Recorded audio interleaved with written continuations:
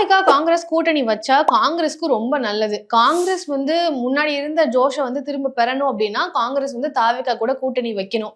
அப்படின்னு நான் சொல்லலைங்க. யார் சொன்னாலும் உங்களுக்கே தெரிஞ்சிருக்கும்.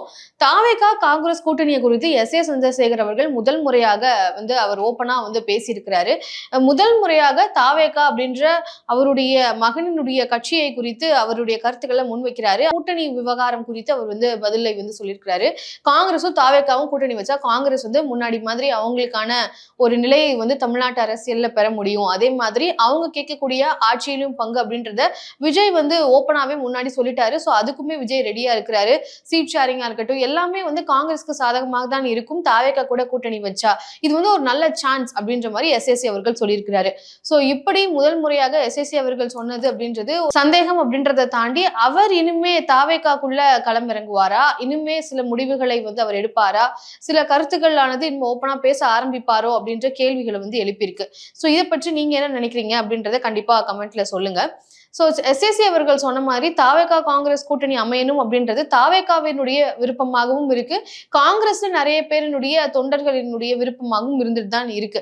ஏன்னா இரண்டு கட்சிகளும் சேரும் போது தாவேகாவுக்கு ஒரு நேம் ஆனது உருவாகும். அவங்களுக்கு ஆடடான கிரெடிட்ஸ் அப்படின்னு கூட சொல்லலாம். செங்கோட்டையன் அவர்கள் வரும்போதே தாவேகாவுக்கு அப்போ தாவேகா இன்னும் ஒரு அங்கீகாரம் வரக்கூடிய கட்சியா இருக்கு. எல்லா கட்சியில இருக்கக்கூடிய முன்னணி லீடர்ஸும் அந்த பார்ட்டியை ரெகக்னைஸ் பண்ண ஆரம்பிக்கிறாங்க அப்படின்ற ஒரு கருத்தானது உருவாக ஆரம்பிச்சிச்சு. அப்படி இருக்கும்போது காங்கிரஸ் மாதிரியான ஒரு பாரம்பரியமான கட்சி தாவேகா கூட கூட்டணி வைக்கும் போது ஒரு பெரிய நெரேட்டிவ் பில்ட் ஆகவும் வாய்ப்பு இருக்கு.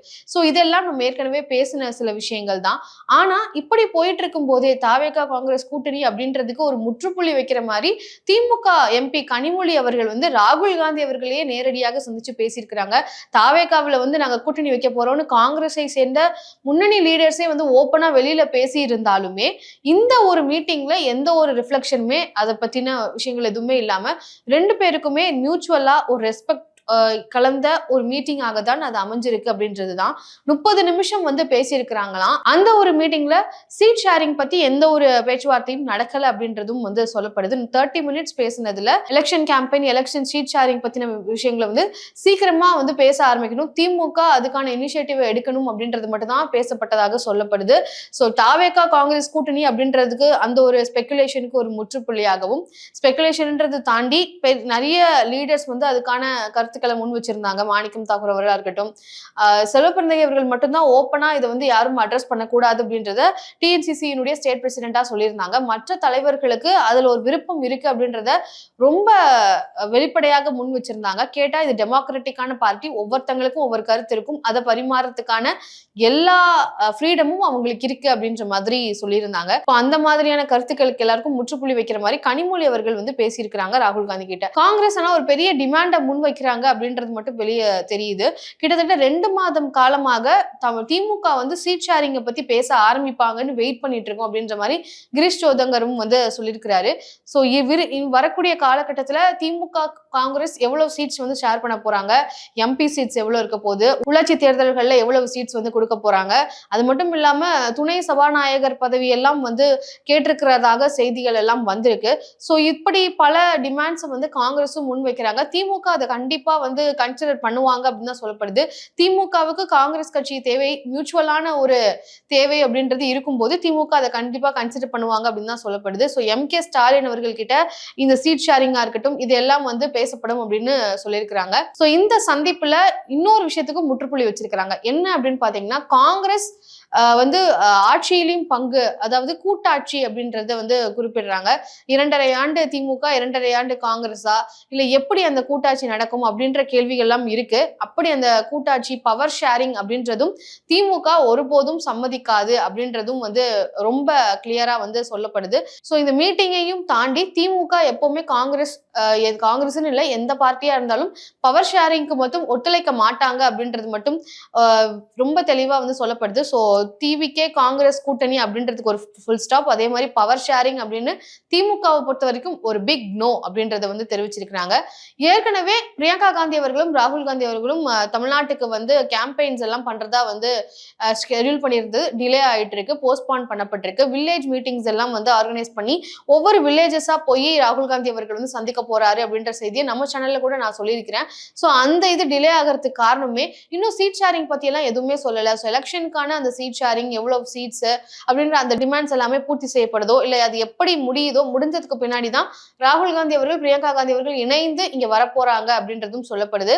ஸோ அப்படி வர்றது திமுக காங்கிரஸ் கூட்டணியினுடைய கேம்பேவா அமையும் அப்படின்றதுதான் இப்போதைக்கு கிட்டத்தட்ட உறுதி செய்யப்பட்ட தகவலா இருக்கு. எஸ்ஏசி அவர்களுடைய விருப்பமாகவும் அது இருந்திருக்கு. தமிழ்நாடு காங்கிரஸ் கமிட்டியிலுமே சில பேரினுடைய விருப்பமாக இருந்திருக்கு. தாவேகாவுக்கும் அது பெரிய ஆதரவாகவும் நிறைய தொண்டர்கள் வந்து ஆதரவு தெரிவிச்சிருந்தாங்க. ஆனா அந்த ஒரு விஷயம் இந்த 2026 தேர்தல்ல சுத்தமா சாத்தியம் இல்லை அப்படின்றதுதான் கிட்டத்தட்ட உறுதி செய்யப்பட்ட விஷயமா இருக்கு. இப்போ சமீபத்துல விஜய் அவர்கள் பேசும்போதுமே அந்த நிதர்சனமான உண்மை அவர் அறிந்துதான் பேசியிருக்கிறாரு அப்படின்றதுமே அவருடைய ஸ்பீச்சினுடைய வெளிப்பாடாக இருக்கு. சோ கிட்டத்தட்ட முற்றுப்புள்ளி வைக்கப்பட்ட விஷயமாக இந்த ஒரு கூட்டணி பேச்சானது இருக்கு. இந்த சூழல்லையே அதிமுகவை சேர்ந்த எடப்பாடி பழனிசாமி அவர்கள் கேம்பெயினை பற்றிய டிஸ்கஷன்ஸே வந்து தொடங்கப்பட்டது அப்படின்றது சொல்லப்படுது. எப்படி கேம்பெயின் பண்ணணும், மக்கள் கிட்ட எதை போய் கொண்டு சேர்க்கணும் அப்படின்ற மாதிரி கிட்டத்தட்ட டிசைட் பண்ணி 2 டேஸ்ல அதை வந்து அமல்படுத்த போறாங்க. அப்படி மக்கள் கிட்ட சின்ன சின்ன லெவல்ல மீட்டிங்ஸ் எல்லாம் ஆர்கனைஸ் பண்ணி எடப்பாடி பழனிசாமி அவர்கள் தலைமையில அதிமுக செய்ய போறதாகவும் தகவல் வந்திருக்கு. அதாவது விடியலாட்சி உங்க வீட்டு பில்லு சாட்சி அப்படின்ற அந்த ஒரு தலைப்புல ஒரு கேம்பெயின் பண்ண போறாரு. அந்த தலைப்பிலே உங்களுக்கு தெரிஞ்சிருக்கும், வீட்டு பில்லு சாட்சி விடியலாட்சி அப்படின்றதுதான் திமுக வந்து பிரச்சாரம் பண்ணது.